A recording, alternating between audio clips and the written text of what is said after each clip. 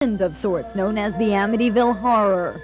An entire family shot to death in their beds, with the oldest son, Ronald DeFeo, claiming insanity, a sort of demonic possession. Now, 17 years after DeFeo's conviction for killing his parents, 2 sisters, and 2 brothers, he's back. Back in court, that is. He's got a new attorney and wants a new trial. There is no question that he wasn't possessed. There's no question there weren't demons. There is no question that something horrible happened in that house. But Ronnie DeFeo is a victim here. Attorney Gerald Lotto claims DeFeo's original defense attorney, William Weber, was more interested in book and movie fame than his client, and invented the insanity defense even though DeFeo never wanted it. Weber's also back in court, but on the witness stand, defending his strategy. The defense was based upon very good evidence, including medical testimony. And remember, the jury was out for a very long period of time on that issue. But DeFeo's new attorney says there's new evidence that DeFeo's sister Dawn committed the mass murder, and that DeFeo himself just killed her out of rage. He did kill his sister. He will admit that readily, but he did that in a fit of rage after having just seen his 5 other family members killed. 2 decades later, the house still stands, but there's no sign of the one person DeFeo claims could clear him. Richard Romero disappeared in 1988 after signing a statement he was with DeFeo in this house the night of the murders. If the alibi is true, DeFeo could have gotten 1 manslaughter conviction instead of 6 life sentences for murder, and would be out of jail by now. But prosecutors and the lead detective in the case don't believe it. I don't have an opinion on whether he was insane or not. I'm just telling you that there's no doubt in my mind that he did it. The opposition is that this has all been litigated at prior occasions and through the appellate courts, and that there really isn't a basis here for this motion. DeFeo's latest legal maneuvering also has neighbors in Amityville angry at the press for resurrecting a story Hollywood went wild with. So much of the story's facts have been overshadowed by eerie fiction. A tragic murder became a never-ending series of haunted house movies. In the real world of Amityville, the house has been remodeled, but it remains to be seen if the defense can be too. Carolyn Gussoff, News 12, Long Island. On the witness stand and under scrutiny, William Weber was questioned about whether he was involved in making literary deals while representing Ronald DeFeo in what became known as the Amityville Horror trial.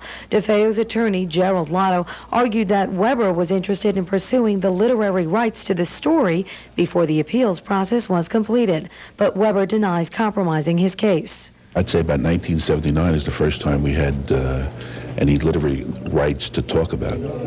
So in no way during the time that you represented DeFeo did you pursue any kind of literary rights or movie deals or book deals? That's correct. But Lotto paints a different picture.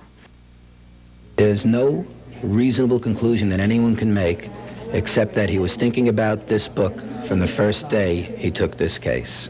What makes you say that? It's almost out of his own mouth. By February of the next year, they were talking about contracts in the millions of dollars. This trial didn't end until November, December. You don't just suddenly think of it. The sensational case led to movie and book deals. DeFeo, who was 24 at the time of the killings, has served 17 years into his 150-year jail term.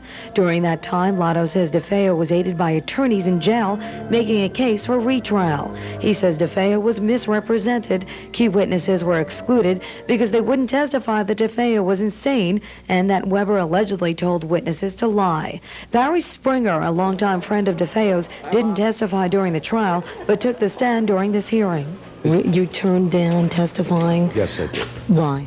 Because Weber wanted me to go on an insanity plea, and I felt that he wasn't insane. Also taking the stand, William Davidge, the boyfriend of DeFeo's sister Dawn. DeFeo contends he only killed Dawn after she had killed the family. Davidge testified that he had direct knowledge of the, quote, hate between Dawn and her mother, and that there was static within the family. But prosecutor Michael Ahern tore into his testimony. At least a year and a half prior to the homicide, he hadn't been in Suffolk County but for a month. So how can he be an accurate barometer of what was happening in the DeFeo house? In Riverhead, Judy Morton, News 12, Long Island. For 17 years, Ronald DeFeo has been in jail for the murder of his family, and it was in a conference room of the Suffolk County Jail where DeFeo protested his innocence. DeFeo spoke with a small group of reporters. Our cameras were not allowed inside. However, DeFeo's attorney, Gerald Lotto, did provide News 12 with a copy of the show A Current Affair, in which DeFeo was featured. In the jailhouse interview, DeFeo admits that he killed his sister Dawn, but he insists only after she killed their parents, 2 brothers, and another sister. DeFeo says he was a junkie and had alcohol problems at the time of the killings, and he says his sister thought it would be easy to frame him with the murders and then inherit the family's money.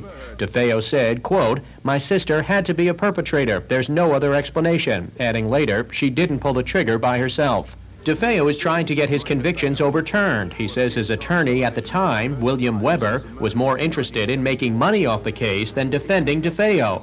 DeFeo says against his better judgment, he agreed to, in his words, start acting crazy so his attorney could pursue an insanity defense. DeFeo told reporters that his attorney told me I had to do this. He said there was lots of money forthcoming from book and movie rights. He said I'd spend a couple of years in a nut house and would then have the whole inheritance. DeFeo adds that Weber expected to get part of that inheritance. Weber has flatly denied DeFeo's allegations and says all he made in book and movie rights was about $15,000. As for DeFeo, he says he knows he's guilty of killing his sister Dawn, but says it was in self-defense, that she was going to kill him after he discovered the bodies of their family members. But he says he wants his name cleared, saying, "I can deal with what I did, but I can't deal with what I didn't." Everybody was dead. You know, I mean, it was really bad. It was one of Long Island's most chilling crimes. 6 members of the DeFeo family shot to death in their Amityville home. And although the murders took place nearly 18 years ago, the story was retold one more time in a Suffolk courtroom. Only in this version, by the lone survivor of the family, Ronald DeFeo, he didn't pull the trigger. Did you take the life of your sister, Allison DeFeo? No, sir, I did not. Did you take the life of your brother, Mark DeFeo? No, sir, I did not. Did you take the life of your brother, John DeFeo? No, sir, I did not. DeFeo testified at his 1975 trial that he did kill his parents, 2 brothers, and 2 sisters. But he now claims his sister Dawn committed the murders, that he was shooting pool, heard a noise, went upstairs, and found the bodies. Saw my mother and father laying there. Father was in his shorts and they had a hole in his back.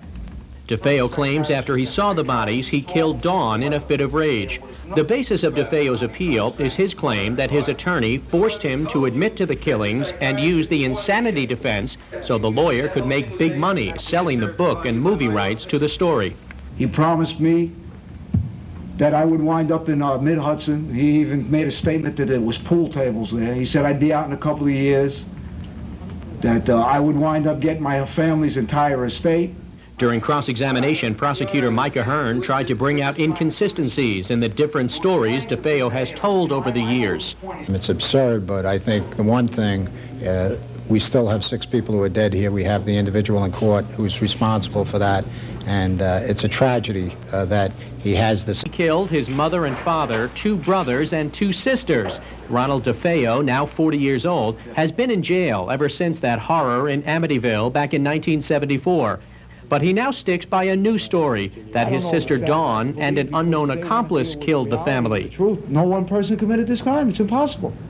I mean, think about it. You don't fire 4 shots and expect children, young children, not to wake up.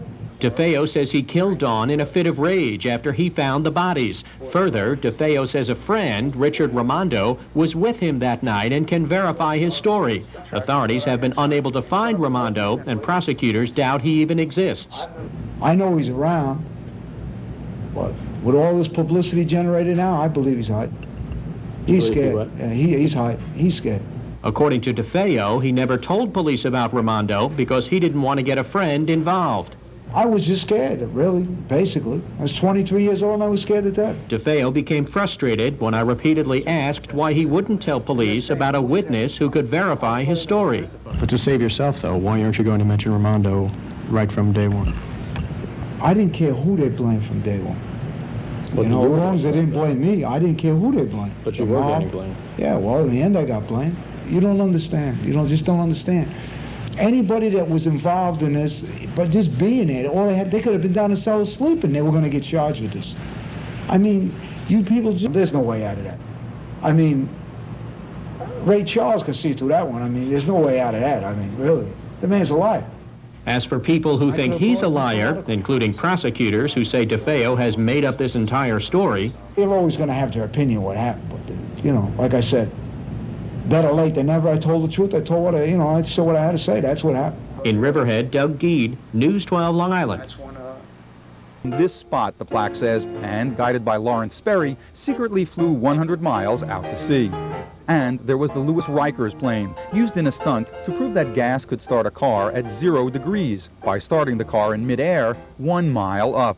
Finally, the most famous tale, the one that got a buzz from moviegoers worldwide, and that still draws visitors from as far as Europe. The Amityville Horror began when Ronald DeFeo murdered his family in their Amityville home. It continued when the Lutzes, the new owners, claimed the crime was coming back to haunt them. They also claimed much of the profit from books and movies. Today, the house on Ocean Avenue has new windows, new colors, even a new number, and the new owners and their 2 large watchdogs in the back have no interest in commenting on history.